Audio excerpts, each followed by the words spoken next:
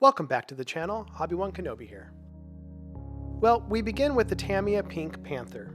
This kit is about 50 years old, and though I'm not quite that old, I have been interested in building one. The teenage me wouldn't have dreamed of building a pink model, but now in my adult years, there is something intriguing and refreshing with this paint scheme. For this kit, I will use this in detail book as a guide. I will also use two aftermarket kits, one from Edward with photo etch, and the other from Legend, which has resin stowage and other items. I do not expect to use all of these items for this build, but rather those I think suit the model the best. Just because someone makes a PE version of a piece doesn't mean that the piece should be emulated with thin metal. I find that I can often scratch build the piece with plastic and make a far more convincing and realistic part for the model. As you see in this clip, the chassis and body of the model has mostly been put together.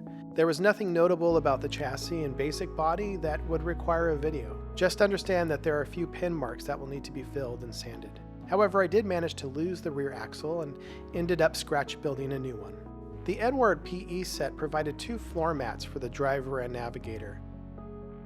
However, as mentioned in the in detail book, those items were not used on the vehicle in service. I decided to keep them off the vehicle even though they would have helped obscure the seam along the floor. I therefore decided to fill the seam with a plastic shim and used Tamiya gray putty to hide it. A scalpel was used to remove excess plastic. Another seam that showed up was along the sides of the front of the vehicle. Rather than spend time here sanding and dry fitting, I decided it was just easiest to simply add some Vallejo plastic putty. If you don't plan to sand the putty, this stuff is great. I simply add it to the seam, then wipe away with a moistened Q-tip. Once the putty dries, you can continue the filling process until you're satisfied.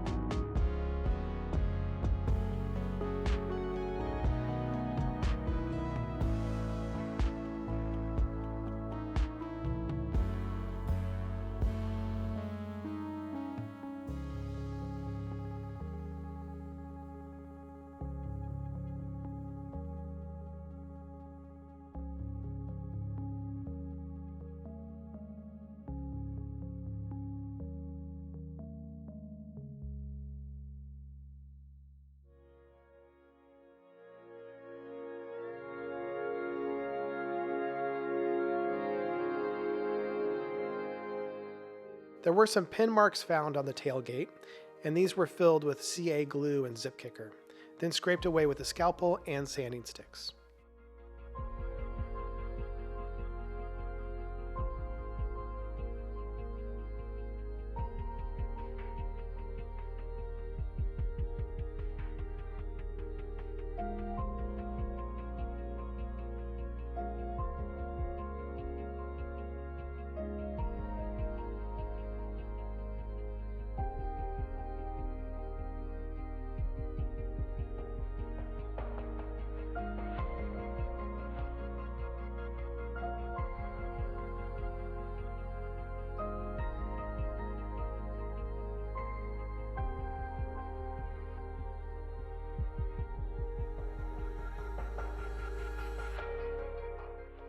Next, I decided to make the base of the rear machine gun more accurate. These tabs should be trimmed off and replaced with 4 smaller poles.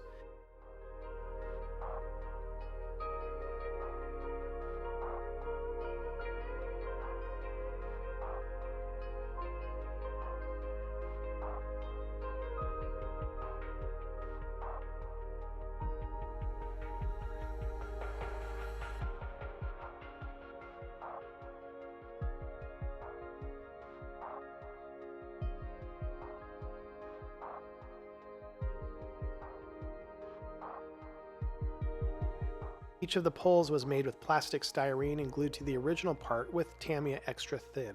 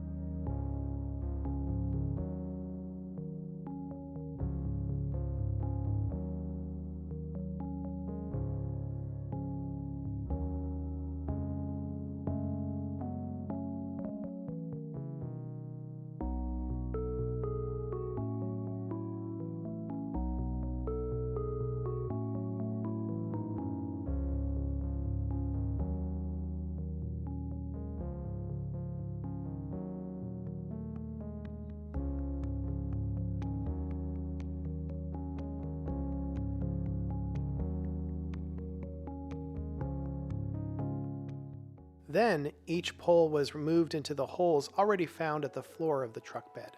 This easy fix quickly enhances the look of the model without having to purchase any photo etch or resin. Another change I decided to make on the kit was to carve out the center of the spotlight and add a clear lens.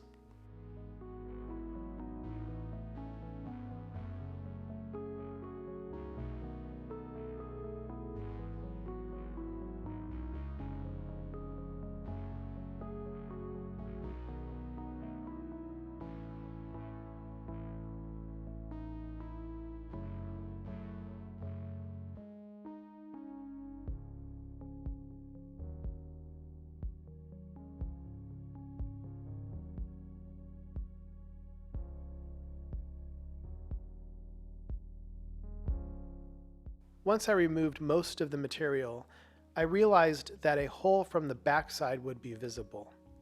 This hole was easily filled with plastic, but also left an opportunity for me to make a small bulb. The bulb, which will be painted silver, will appear to be clear once the spotlight is complete.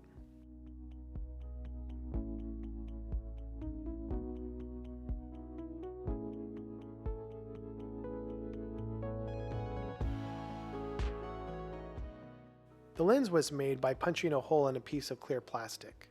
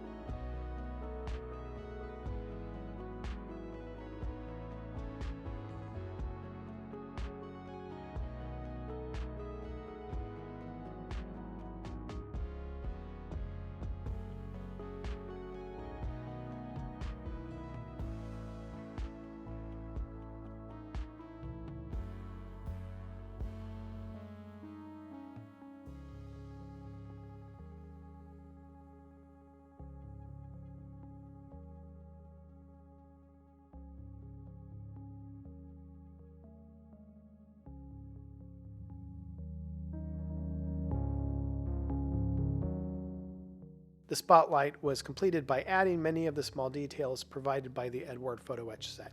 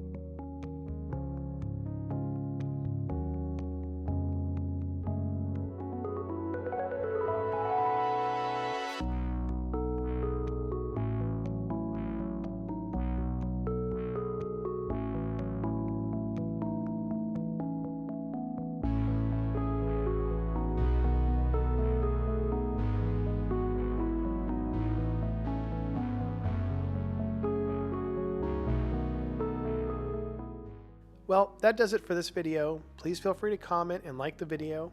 And if you haven't already, please do subscribe. Okay, see you in the next one. Bye.